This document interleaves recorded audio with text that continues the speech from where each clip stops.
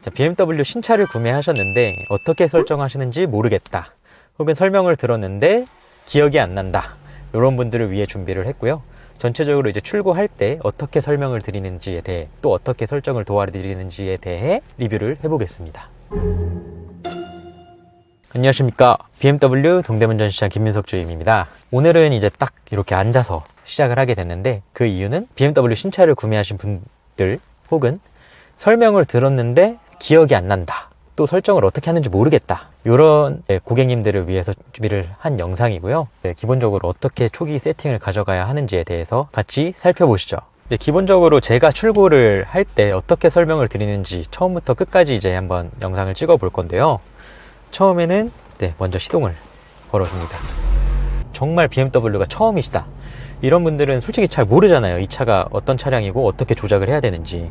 그래서 처음에 이제 설명을 드리는데 생각이 안 나거나 이렇게 다시 문의 주시는 고객님들이 굉장히 많거든요. 그래서 처음부터 한번 설명을 해보자면, 제가 제일 먼저 설명드리는 부분, 이 메모리 시트예요. 원하시는 시트 포지션 맞추신 다음에 셋 버튼을 누르시면 빨간 불이 들어와요. 그래서 여기서 1번이나 2번 눌러주시면 그 번호에 저장이 되고요. 예를 들어서 이제 나중에 약주하시고 대리를 불러야 할 때 시트 조정이 있을 수 있잖아요. 그래서 얘네가 기억하기 때문에 맞춰 놓으셨던 번호 딱 한 번 눌러주시면 원하는 시트 포지션으로 딱 맞춰집니다. 그래서 메모리 시트에서는 헤드업 디스플레이 높이랑 사이드 미러, 높낮이까지도 다 메모리 설정이 가능하기 때문에 굉장히 편해요. 메모리 시트 다음에 사이드 미러 쪽인데, 사이드 미러 조작하는 버튼들인데, 이렇게 누르시면 여기 접히고, 다시 한번 누르시면 여기 펴집니다. 또 이게 오른쪽 왼쪽이 있어요. 이게 지금 오른쪽에 가 있잖아요. 그러면은 후진 기어를 넣었을 때 가만히 있죠. 근데 이게 왼쪽에 가 있다, 그러면은 후진 기어를 넣었을 때 이렇게 아래쪽으로 비춰줍니다. 오른쪽으로 놓으면 다시 이렇게 올라오고요.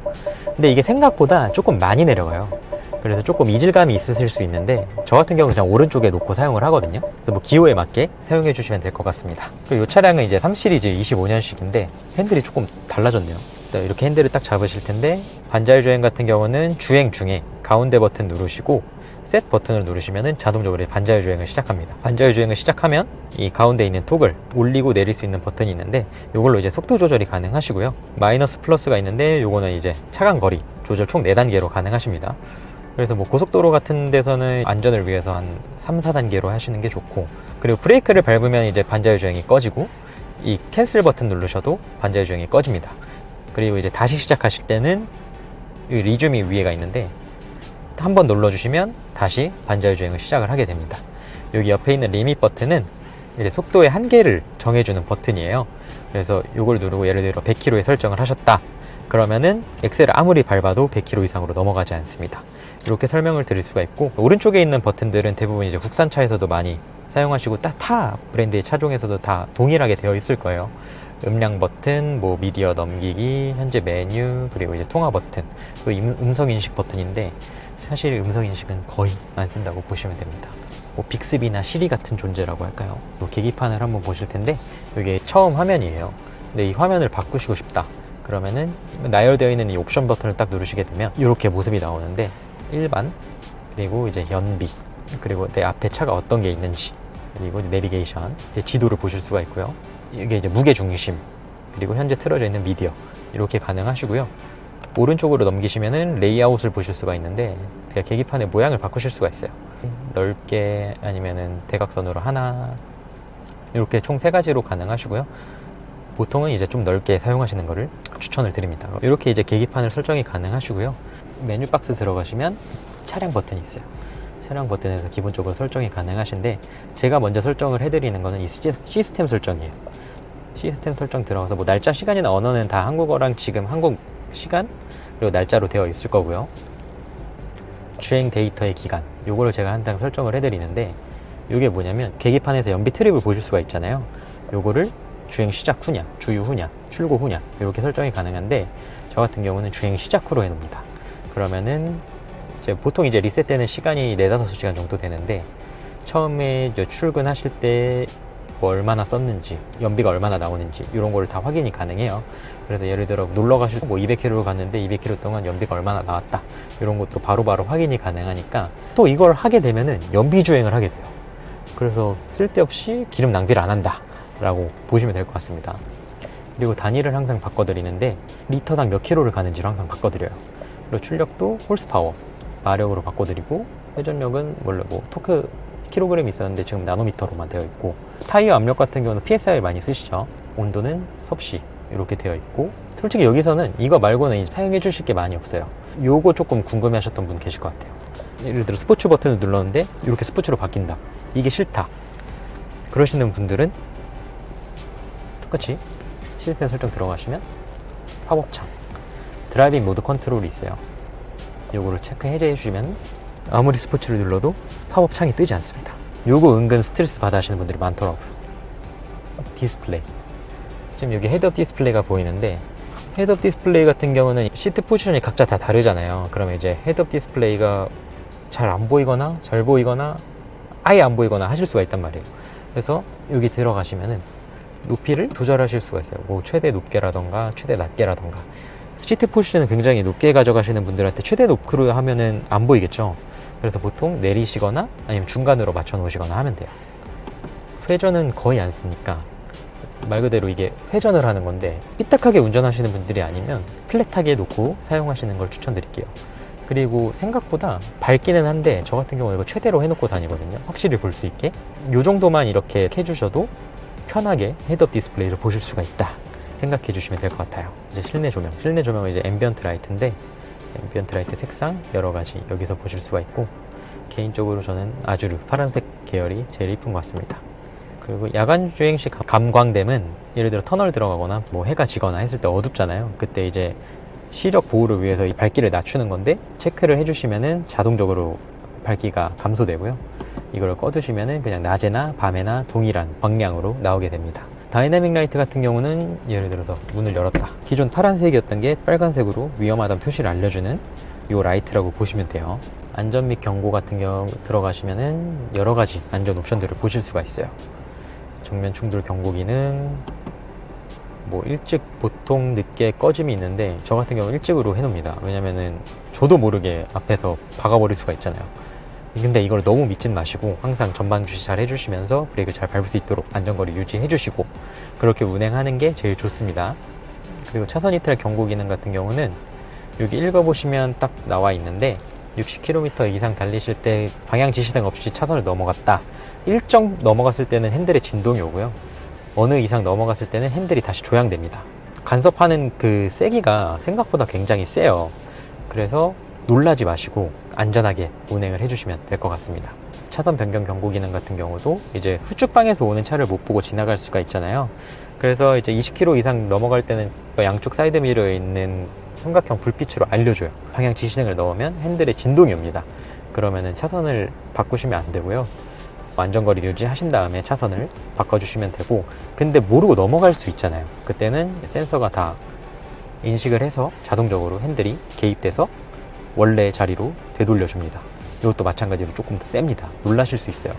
측면 충돌 경고 기능은 옆차가 저희를 못 보고 넘어올 수도 있잖아요. 못 보고 넘어오는 경우 핸들이 자동적으로 개입되는데, 그게 차선을 넘지 않는 선에서 움직여주기 때문에 옆 차선에도 위험하지 않고 우리도 위험하지 않고 이렇게 일석이조 효과를 가져가실 수가 있고요.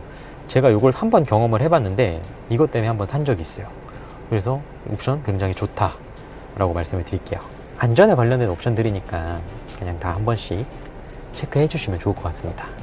스티어링 휠 피드백에 진동 세기도 있어요. 여기서 강함, 중간, 약함이 있는데 가끔 졸음 운전 하시는 분들도 분명히 있어요. 그런 분들을 위해서라도 강함을 해주시면 좋을 것 같고, 조명 요소 같은 경우는 아까 반자율 있다 말씀드렸잖아요. 반자율 같은 경우 손을 대지 않으면 여기서 깜빡깜빡 거려요. 손을 떼고 있으면 맨 처음에 불빛으로 깜빡깜빡 알려줘요. 이쪽에 LED 나오는 곳이 있는데 여기서 깜빡깜빡 알려주다가 그래도 손을 안 잡는다, 그러면은 위험을 인식하고 빨간불로 나오면서 반자율 주행을 꺼버립니다. 그러니까 항상 반자율 주행을 사용하시더라도 손을 올려두시는 것을 추천을 드리겠습니다. 그리고 전체적인 차량의 상태는 여기 차량 상태에서 보실 수가 있는데요. 여기서 뭐 타이어 압력이라던가 엔진 오일 레벨, 그리고 체크 컨트롤, 정말 위험한 상황이 왔을 때는 여기 체크 컨트롤에 빨간색으로 나와요. 빨간색으로 나오면 절대 운행하지 마시고 보험사라던가 가까운 센터로 연락하셔서 조치를 받으시면 되고요. 주황색으로 들어왔다, 그리고 하얀색으로 들어왔다, 이렇게 딱 경미한 게 다 있어요. 그때 어떤 게 이상이 있는지 확인을 해보시고 그 상황에 따라서 조치를 받으시면 될 것 같습니다.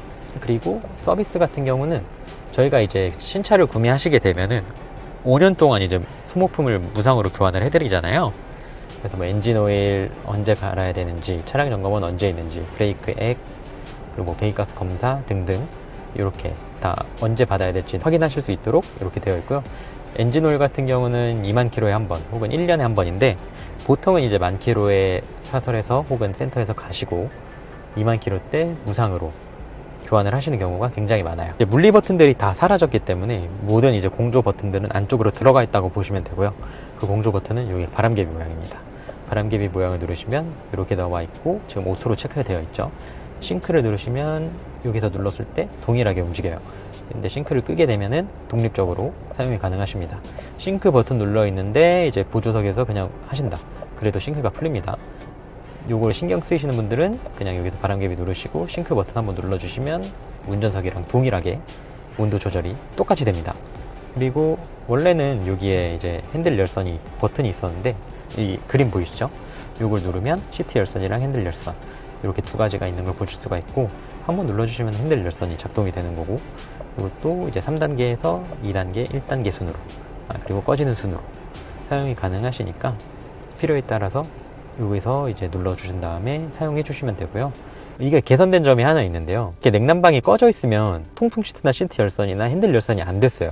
근데 지금 꺼져 있음에도 불구하고 됐네요. 그러면은 이제 BMW에서 고객의 리직을 파악하고 개선을 해줬다 라고 생각해 주시면 될 것 같습니다. 그리고 이제 위에 보시면은 SOS 버튼이 있어요. SOS 버튼을 한번 누르게 되시면 이 버튼이 나오는데, 사고가 났는데 핸드폰이 안 보인다거나 그럴 경우에는 이렇게 한번 눌러주시면 되고, 예를 들어 이제 에어백이 터지는 사고가 났다, 그러면 자동적으로 센터에 연결이 돼서 연락이 와요. 그때 조치를 받으시면 되고요. 혹은 에어백이 안 터졌는데 이제 위급한 상황이다, 그러실 땐 요거 한번 누르시고 SOS 버튼을 누르시면 이제 BMW 센터로 연결이 되는데 말씀을 하시고 조치를 받으시면 됩니다. 파킹 센서 버튼, 그리고 이제 오토 스탑 버튼, 이게 이제 엔진 스타트 버튼이고요. 키고 끄실 때 이 버튼을 눌러주시면 돼요. 스포츠 모드, 컴포트 모드, 에코 프로 모드, 그리고 오토 홀드 버튼, 그러니까 작동이 되면은 이렇게 초록불로 들어옵니다. 전자식 사이드 브레이크 올리시면은 이렇게 빨간 불이 들어와요. 푸실 때는 그냥 밟으셔도 되고 내리셔도 되고, 요거는 이제 가운데 있는 센터 콘솔을 움직일 수 있는 컨트롤러인데, 이렇게 돌리면서 확인하실 수도 있고요. 클릭도 가능해요. 이렇게 눌러주면 클릭이 가능합니다. 컨트롤러도 사용이 가능하시고, 여기 단축키들도 있어서 편리해요, 사용을 하시다 보면은. 그래서 터치보다는 보통 이거를 많이 넣습니다. 그리고 이제 컴포트 액세스라고 해서 접근시 잠금 해제, 차에서 멀어지는 잠김, 요게 이렇게 체크가 되어 있으면 키를 소지한 상태로 멀어지면 차문이 잠기고요, 소지한 상태로 가까워지면은 손을 대지 않아도, 버튼을 누르지 않아도 열리게 됩니다. 이거 굉장히 편하게 사용하시는 분들이 굉장히 많아요.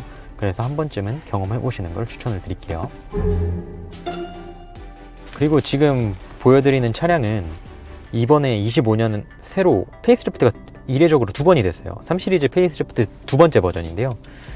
차량은 베이스 모델이거든요. 기존의 럭셔리 모델. 그래서 원형이 아닌 이렇게 육각형으로 되어 있다 라는 거 보실 수가 있고, 여기도 이제 반자율 주행은 기존 반자율 주행 버튼들을 다 가져왔고, 한 가지 조금 눈에 띄는 거는, 이건 5시리즈도 없는 건데 받침대가 있어요. 하이그로시로 되어 있는데 그립감이 상당히 좋습니다. 베이스 모델이라서 핸들이 이렇지만 M 스포츠 패키지 같은 경우는 조금 더 두툼한 D컷 핸들로 들어가 있어요. 그리고 약간의 변화된 점이 있다면, 이제 송풍구 막고 여는 레버가 바뀌었고요. 앰비언트 라이트가 여기에, 그리고 역시 사이드에도 앰비언트 라이트가 들어가 있고요. 이제 베이스 모델에 이제 조금 코팅된 우드 트림이 되어 있어서 되게 안락하네요, 차가. 똑같이 이제 시트는 꼬냑이랑 베이지 이렇게 들어오고 있습니다. 이제 2열 공조 장치 모습인데요. 얘는 3존으로 되어 있어서 이렇게 오토 에어컨 뒤에서도 개별적으로 조절이 가능하시고, 하단부에 보이시는 C타입 단자 2개 확인하실 수가 있어서, 뭐 뒤에 앉으시는 승객분들도 편하게 충전이 가능하시다 라고 보시면 될 것 같습니다. 이렇게 초기 세팅법에 대해서 영상을 찍어 보았는데요. 혹시라도 제가 놓친 게 있거나 추가적으로 궁금하신 것들은 아래 댓글에 남겨주시면 바로바로 답변을 달아드리도록 하겠습니다. 다음 영상에서 뵐게요. 감사합니다.